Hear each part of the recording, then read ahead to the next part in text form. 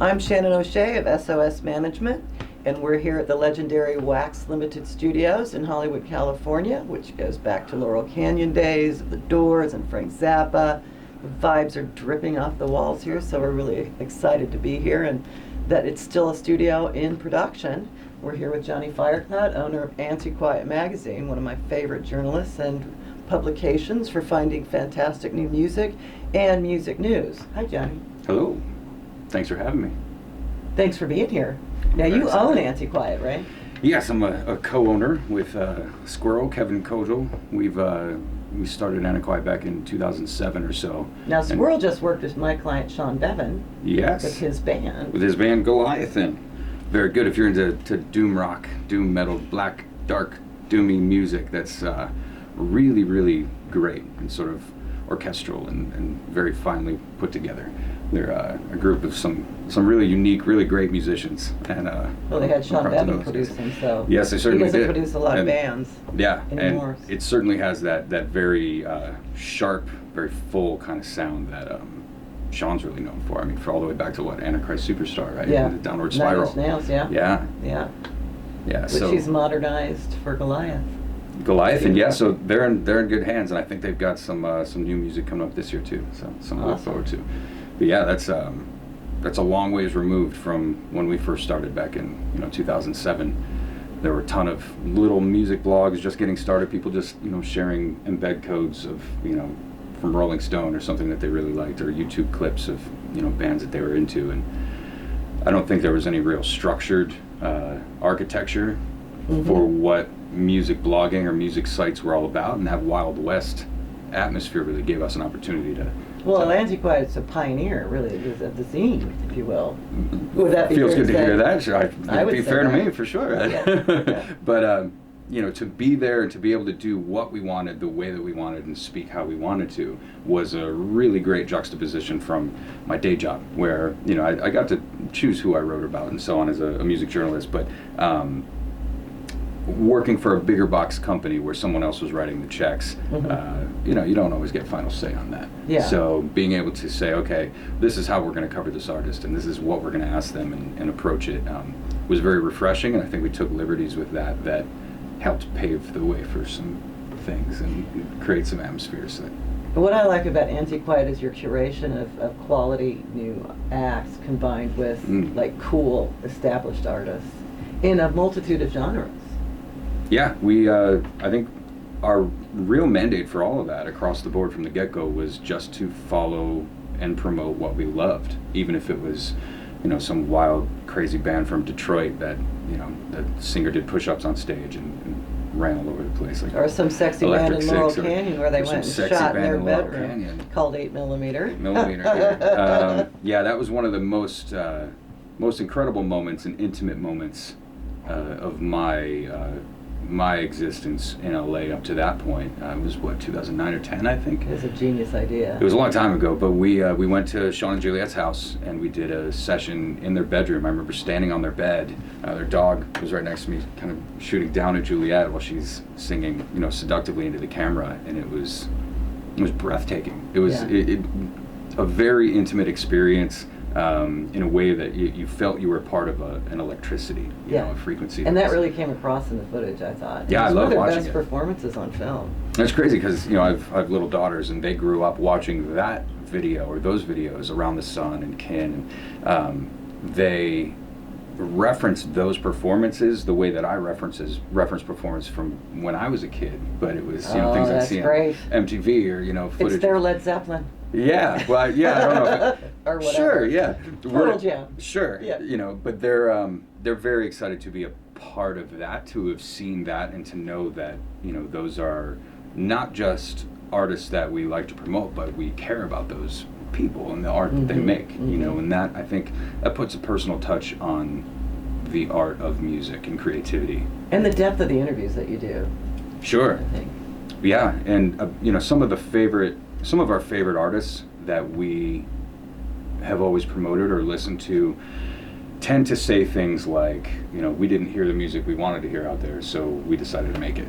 And that's kind of how Yeah. our interviews went right out of the gate. Was we didn't like the questions being asked. They seemed far too safe and far too sort of pandering press to release, yeah. a larger, to a press release or to a label play. But I want to know about that album that you don't want people to hear, that you're embarrassed about. I want to know about your thought process coming to here, not as a gotcha moment, or not as a way to take away whatever they're trying to build and promote, but as a means to connect with the real heart of what they're doing. Spirit of the process. Sure, yeah. And to help identify that character moving forward, because what the difference is to me between casual listening and true investment in an artist is knowing what they care about. Yes. Knowing what they're really for. Yeah. And if I can convey that to a reader the way that I feel it, then I feel like I've done my job.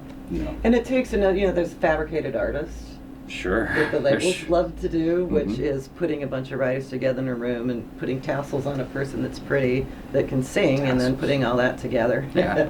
Right? Versus a real artist, which is what you specialize in, that have music that appeals to a wide audience. Yeah, and it's really fantastic the way that some of those relationships have built over the years, and then you see them sort of flourish and take off, whether it be relationships between journalist and artist, or relationships between the artists and their fans, and the way that they communicate with them, with the rise of Twitter and social media.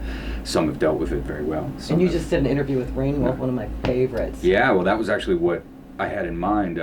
I was, if I can indulge in a little story, back in 2012, I had been to Austin City Limits, and I was covering the festival like I'd done for years prior, and Jack White was playing, and I was all excited. And my friends and I were really excited, so we decided we were going to do some mushrooms and go down on magic mushrooms and go watch Jack White play. Oh, yeah. That's all fine and good until you get down into the crowd of tens of Right. thousands of people, all very excited and doing their thing. And I remember Jack came out on stage, and I'd been feeling fantastic up to that point, for a couple hours. But as soon as he came on stage and you heard the enormity of the sound, it was, I've got to get the hell out of here. I've got to go. And so, I'm not normally that guy, to bail out of that situation, but I had to get back. So I went back to the place where I was staying, and a couple hours passed, and I was feeling down on myself for missing ostensibly my favorite artist, at the time, even though I'd seen Jack plenty of times and knew what I was getting. But my friend came by, and he was like, listen, let's not waste this night. There's somebody playing up the road, this Rainwolf guy or what have you, and I'd heard a little bit about him over time. But he kind of talked me out of the house, and we went over there and went to this little club called Lambert's in Austin, and really beautiful little spot. And you go upstairs, and you can touch the ceiling just standing there. I remember having my hand on the ceiling. This place, we caught on fire. A brave move. Great white moment. Not too soon, did I say? Yeah. But yeah. So anyway, this guy Rainwolf came out, and his two bandmates, and everything that I thought that I was going to get with the Jack White experience, which I really actually wasn't, because he was 7 or 8 years removed from that new developing hunger. Rainwolf delivered. I think I titled the piece like he defibrillated rock and roll and outshone Jack White, and kind of a lot of other hyperbole. But essentially, I was flabbergasted. Like, I just remember my mouth was hanging, Right. open half the time. Part of that might have been the psychedelics. Part of that might have been, No, he's part of that experience, true, raw, passionate, brilliant. it just proper intensified my talent. experience. Yeah, and he's taking his guitar and grinding it on the pipes on the Yes. ceiling, and there's blood There pouring you down go, his there hand, you go. and he's roaring off mic, and it's not chaos, it's controlled chaos, and there's a beauty to the rhythm of Yeah. what's going on. And a lot of people can make a big scene, cut themselves open, grind their guitar on the ceiling or anything, but to do it and make incredible sounds and have people leave as true believers, people who are I think maybe it's cynical. for him, it's part of the whole process, is when he's playing, that's what comes out, versus Yeah. a contrived. Well, Jordan doesn't remember learning to play the guitar. He had a guitar in his hand when he was a baby, when he was 3 years old or what have you, so he just grew up learning, and he shared a stage with all these blues greats that would come through Saskatoon when he was little. And so to him playing the guitar is just an extension of his emotion, Yeah, the way exactly. he emotes. Yeah. And so to see that, And he's able to let it kind of flow from his inner being out into physicality Right. in a unique way. Right. That's just raw and primal and you can just yeah. tangible. So I came back after the show, flabbergasted. I mean, I hugged the guy, and I think he gave me a T-shirt or something. He was really, he was impressed by how blown away I was, I think. But I went back to the house and stayed up pretty much all night writing this review, this glowing sort of take on Jordan Cook and Rain Wolf. And fast forward a couple years, I cover him, and he's picking up steam, and that's really great. Very elusive when it comes to interviews, because he hadn't put together a proper record to capture his sound. Mm-hmm. And so it took 7 years for him to actually put. I mean, he toured with Black Sabbath. He he's opening for the Who right now. Like, he's doing some incredible things, but didn't capture that fire on record, and so he wasn't really part of the press cycle kind of thing. He didn't really want to. Wasn't he at Coachella before he had anything released? Yeah, I think so. You No, he was. to him way He was at back Coachella. He was then. at the Voodoo Fest.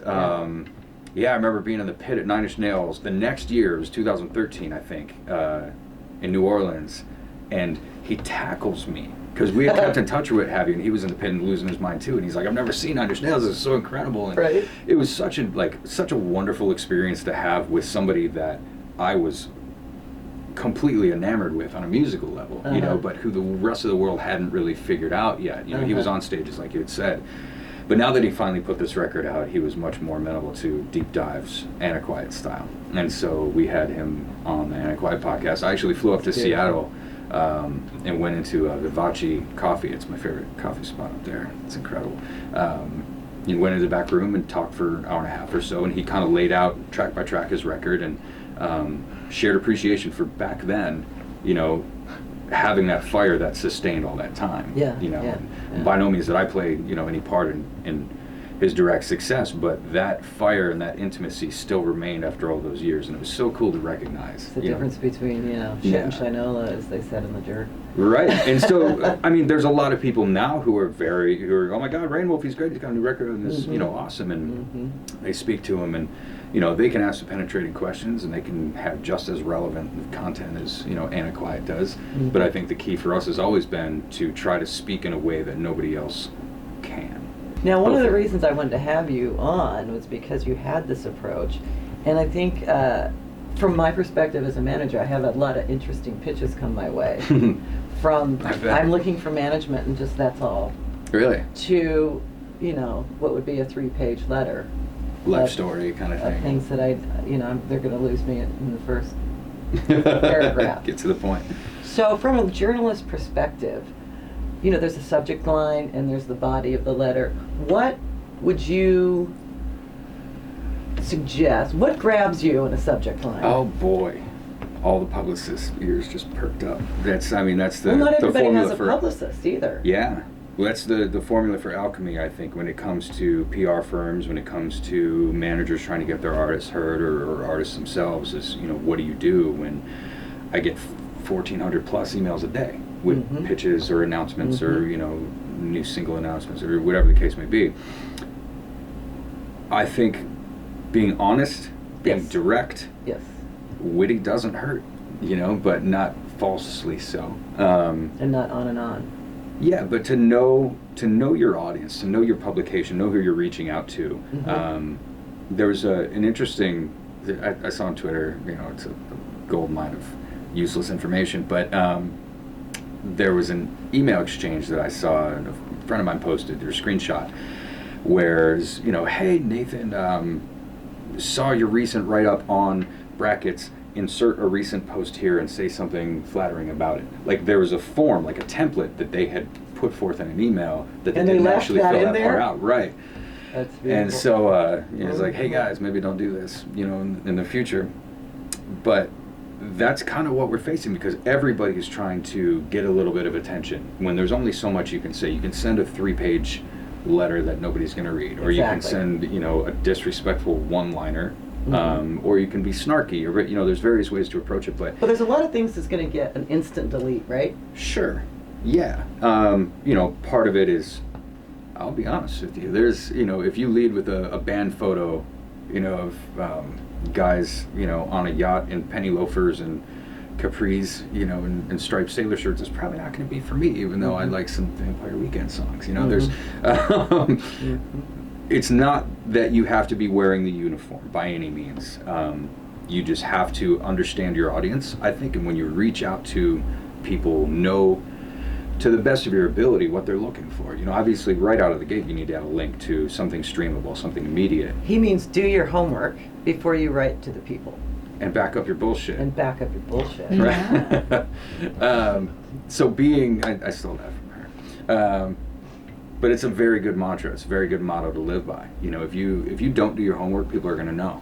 And I've not done my homework in interviews that I've done back in the day. I interviewed Dennis Quaid at one point, and I forgot that the interview was supposed to happen. I agreed to it maybe 3 weeks prior, and he called me while I was driving through Laurel Canyon, actually, and I had no idea what to say to him.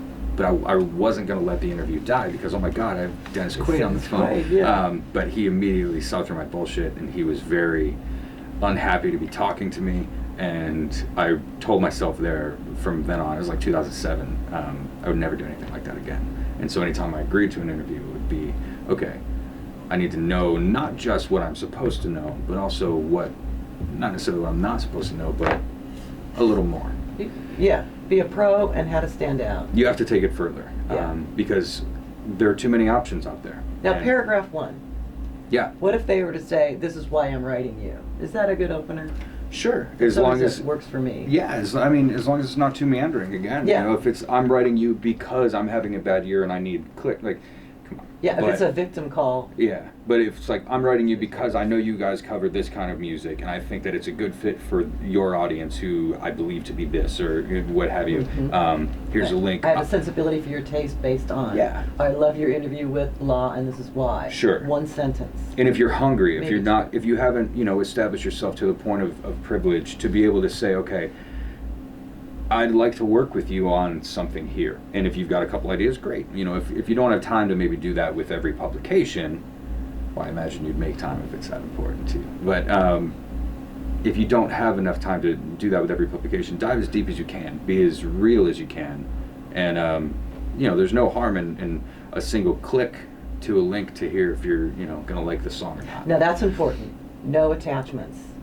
Streamers. Nobody wants to download stuff on their computer. Well, we've gone through that decade where everything was, okay, well, download my album and let me know what you think. I still get those. Yeah, and that was, back in the days when hard drives were, 50 gigs. So that was significant space if you're downloading a 150 megabyte album or what have you. But I mean, even aside from the space factor, the inconvenience of it, when there is an alternative now, you can jump into that. And it's not to switch tracks entirely, but the idea of people making decisions based on an immediate, very short tidbit of information is sort of how society works now. We like to believe that we're informed, but illegal downloading was, you heard the gripes of the industry and things were very much melting down and all the money got sucked out, but now we're into Spotify and streaming, but the artists still aren't making money, even though it's legitimized. And granted, we're moved down the field away from, okay, it's just mine and I have it, and that's fine, but we're still, the artists don't seem to be much better off. So it's just an interesting observation to me. I think about a lot when I think about where we've come in the last decade or so. Yeah. Where I saw no trouble downloading any album at all, no matter what, to test it all out, to see what I liked. And if I liked something, I would then support it financially, because that's exciting to know that you can, go to a show and see somebody like Rainwolf or see somebody like Electric Six or, somebody coming up who can really use that $10-15, and can see that sort of exchange of integrity. And there's a principle and a value point there that both of you understand. You enter into that agreement, and it's sort of a ritual where you're keeping something afloat. Yeah, it's a connection. And I think things like the expansion of big radio, Clear Channel, things like Clear Channel, and working with the labels to just have one track, saw the loss of albums and works of art where you can sit in your bedroom with the headphones on and really have Yeah. a journey with it. And every song's amazing because they had time to do it. Right. You know, they were given 6 weeks in and out of the studio. All we need is that one track, and then the encouragement drops. Mm-hmm. Well, And but then people stop buying albums; they buy the one track. one thing that got me, and it was around 2009 or 10. I can't remember when the Fragile came out by Nine Inch Nails. I want to say 2009. Mm-hmm. I remember Virgin, I believe it was Virgin who put the record out. They said, okay, we're going to commit to a 2-year promotion cycle. This is something we believe in. We're going to wholeheartedly push for 2 years. And it was like 4 or 5 months. You didn't hear anything more about it after that. Mhm. And I remember thinking to myself, like, this could be his magnum opus. This could be his like most magnificent work. And you know, at that point, I thought it was.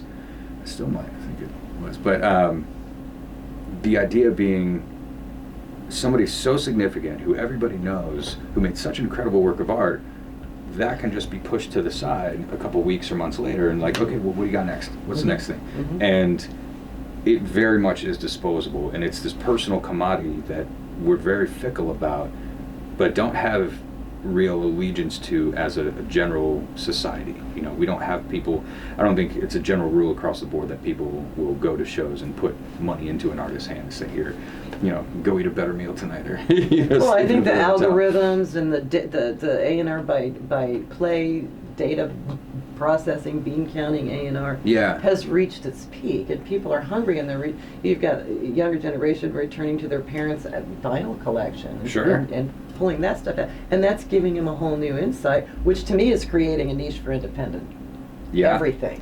But the lack of standard makes it difficult to know kind of where to focus, and the lack of And that you're getting locked out of TV and Oh, sure. you know, that kind of thing. It's Yeah. $10,000 to get on some shows. But then you or have can get on there.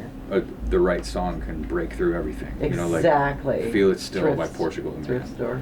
Or Thrift Store. Yeah. Yeah, those kinds of things where you're like, wait, how this band that like I've secretly loved forever, Portugal the Man.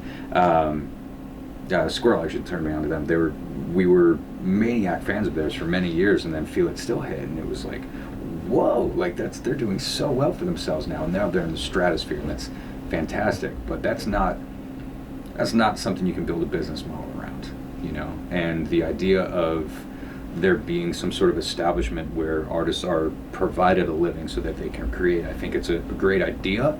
But the public, I think, isn't. They're going to be very hard to sell on that. You know, right now people have trouble making ends meet, you know, hand to mouth, living paycheck to paycheck, and we tend to perceive and communicate through generalizations, where we think of a musician, a successful musician, or somebody who makes music we love. We think of them, I think, in the same basket that we think of the luxurious rock star lifestyle, Mhm. you know, and with the cocaine and limos and, you know, everything that might have been back in the 80s and 90s and might not even exist now. But the excess is something that is hard to extricate, I think, from the image of what a successful musician is. And so I think the average person is going to be like, get the hell out of here. I'm not Yeah, going but to look what's support happening that. with Live Nation, for example, in age. I mean, they just bought a bunch of little venues in Silver Lake. They're So, buying you know, all that's the the venues difference up. between a $15 ticket and a $500 Yeah. ticket, shall we say? It's a difference in and a small experience, venue too, like that, because- it's a different experience. But it's also creating a niche. If people don't have a lot of money and they can pay $15 to go to a band that's great, Yeah. and there's not a lot of it around. I just think it's getting so extreme with, you know, big corporations, and Mhm. and I think there's room for everybody. I'm Yeah, not this goes saying back to- boo corporations. Back in 1995, when Pearl Jam went to Capitol Hill, and they went to battle against Ticketmaster being a monopoly, yes. and they got their asses handed to them, not because they were in the wrong, not because their heads were in the wrong place, but because nobody would get their back. Right. It didn't become a movement, and you know, since then we've seen the proliferation of, you know, all these other gigantic mega corporations, and Live Nation, like you said, they gobbled up all these little venues, and if anybody thinks that those venues are going to stay the same and that they're going to be these, you know, hubs of great artistry and whatnot that you can see for $5 on, you know, some crazy night, you got another thing coming. On the pitching front, say you get local press. Now, I always, as a manager, I put like little sound bites of press Sure. when I'm sending it to press. Now, as a little band coming up, you've never heard of them before, they don't have management, they don't have a team, they don't have publicists, but they've got some great local press.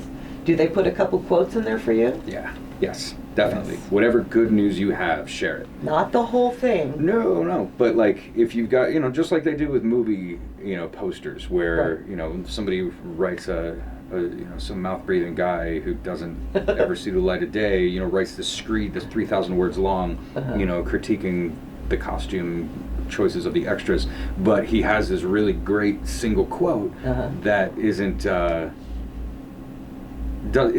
really reliant on the rest of the review. You put that on the poster, you put that on your email, and that gets the point across. You guys have given me a couple of those over Yeah, the years. good. I pride myself on that. That's good. And there's it feels good to see those kinds of things when I write them, and to see them go out, but to also to read them and say, okay, these people, maybe I have a relationship with that publication, maybe I don't like them, but that doesn't matter.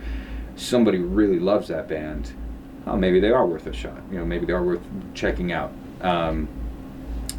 If a band can get local play, even at 3 a.m. on a radio station, some local, community hour, whatever the case may be, that can go a long way. There's a band called Hot Karate. It's a good name. Yeah, I don't think they're around anymore, actually, but it was maybe 10 years ago or so. I was driving down to San Diego. It was late at night, and this song came on the radio, and it sounded like something like the Mars Volta, but really psychedelic, but really powerful. And the singer was astonishing. He sounded like Perry Farrell, like somebody who really had an incredible range, but a unique sound. And I pulled over on the side of the road and listened to it and called the radio station. I was like, who the hell are these people? This is incredible. Mm-hmm. Like, guys, some weird guy, Hot Karate, I don't know.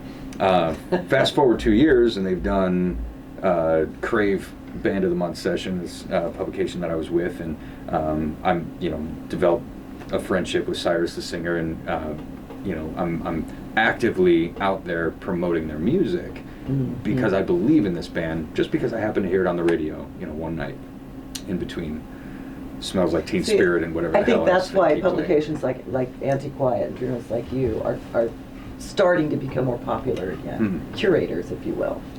Because people don't want to hear the same 10 songs that are force-fed them on national radio. Well, it's crazy how much weight is put into playlists now, and if you can make a ubiquitously appreciated playlist, or get something on a playlist that's already out there that has a lot of followers, you have a great chance of getting some traction. You probably know that far better than I do. Yeah. Now, like you said, coming back around to a point where sites like ours are being seen for the value of, I hate to say tastemaker, influencer, that kind of thing, but for lack of a better term, a positive influence. There's people like Stephanie Kibbe from Some Kind of Awesome. It's another music site that was around from way back when. They're still around now.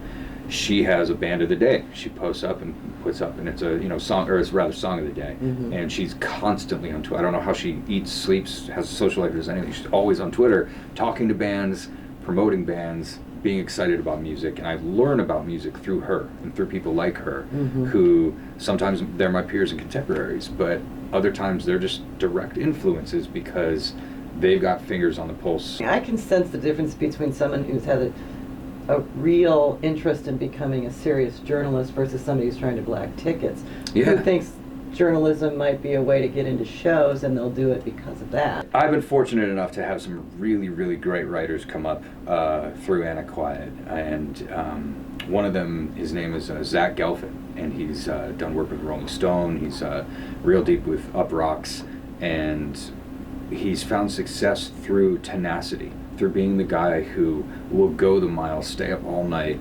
write his ass off, but put his heart into it, and he passionately believes in what he loves. And we don't have the same taste in music. There's a lot of bands that I don't enjoy that he's crazy about, but they found themselves getting a lot of love on Antiquiet because he was so passionate, so well read about it, and told a thorough story that nobody else had told before. Right.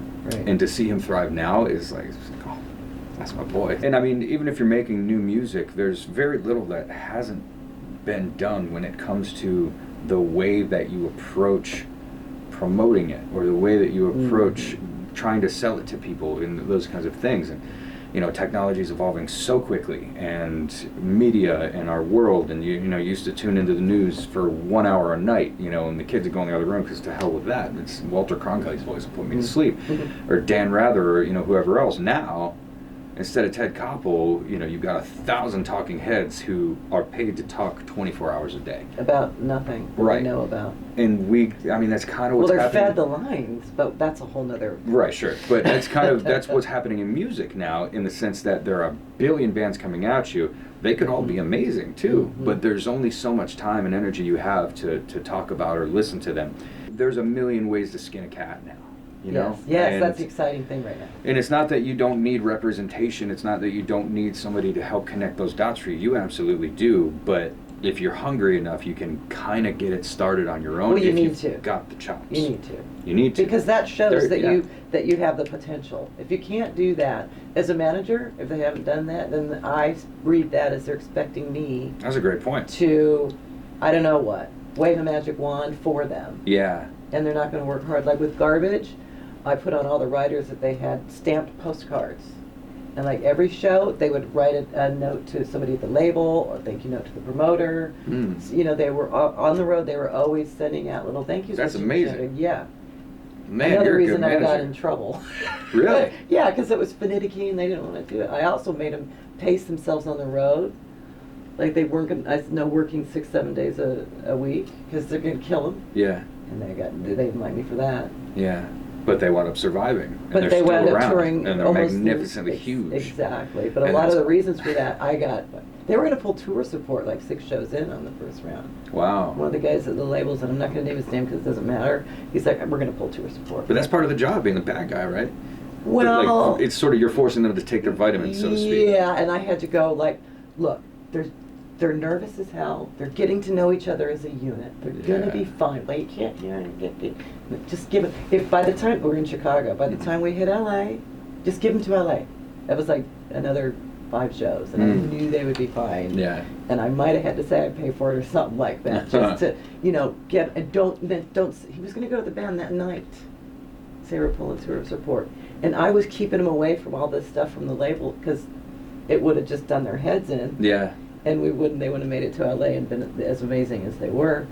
So it's So you need some fairy godmothers. You need some people to tell you, the right and wrong, I think, and Yeah, but in saying that, Shirley was the one that inspired the tour, because the guys, like when I was shopping them, they weren't going to tour. Really? So Shirley loved the live show, and she inspired them. So I wanted them to be that energy, You gotta and kinda that says get them out of their own way. get them out of their own way. But that also says that they've got the chops to do it. Yeah. So that's their job. Yeah. It's my job to keep all the crap away from them Right. and not let them know what's going on behind the scenes, pulling singles and. So let me ask you, when you are dealing with a writer who's a very obvious hack, a novice who comes in, he hasn't done his homework, she hasn't done her homework, and she sits with one of your artists, and halfway through this is a train wreck. Are there any steps you take to mitigate that, or you just kind of chalk it up to like, well, we're not gonna do this again?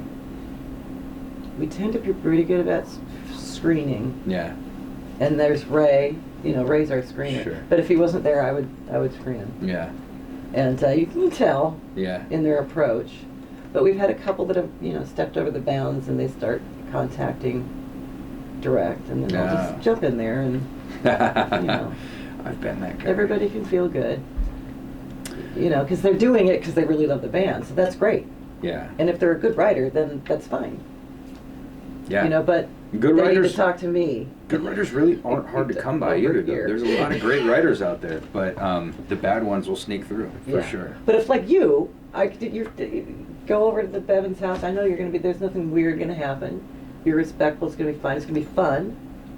You Yeah, might even it's pull a always a little ride something out going. of them that they didn't know they had in them. Yeah. And that's great. There's a lot of lack of education now because, there was less money. Companies got consolidated, and there was like a lot more internships back in the day. So I think it's important to have this kind of educational show, which is why Mark and I wanted to do this. That's great. To help people figure out like what it can be like versus trying so hard to do it. That they, Yeah. you know, they don't mean to. I think to create an apprenticeship of some kind, where it doesn't even have to be titled apprenticeship, so to speak, but Yeah. to kind of go in and write your ass off and not expect to be paid for it right Right. away. And I don't mean exposure is your payment. I mean your payment is experience. Your Well, that's your payment college is fees. cutting your teeth. I didn't make money as a manager in the beginning Mhm. because I was learning, and to me that was my college education. So I'm not getting paid, but because of that I'm paying. Right. Yeah. And I learned from the best. Yeah. You're in the With field. cool people. Like I always wanted to work with real artists Mhm. without working with the fabricated ones, which I could have done Right. and made a lot of money at the time. But like I wanted to have, you have a niche. Yeah, yeah. It's important that people understand what they create. Sure, it might get 2 clicks or whatever, but that it defines you a little bit more. And so Yeah. if you write 10 of those fluff articles that don't really mean anything, or if you're just kind of talking out of your ass and you haven't done your homework, that starts to define you as a writer. The catch-22 with all this, though, I think, is that the people who want to learn, who want to be good, who want to do well, and honor not just the profession but the entire art itself, Mm-hmm.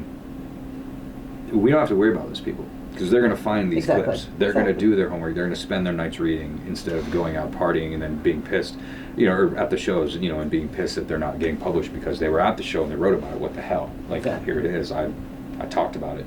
Yeah. There's a discrepancy there, and people doing their diligence, taking the time to pay their dues, and it doesn't mean eating ramen for 10 years. Right. Like you're gonna have to have a day job. You're gonna have to do other stuff, but you have to build yourself up to the point where you're excellent, and then And just do something every day. That's if it's writing or researching or honing what you like, just do a little, even if it's 5 minutes a day. All that stuff builds up. that ability is a muscle. Raw talent is real, but if you don't develop that every single day, if you don't have 0 negative days where there's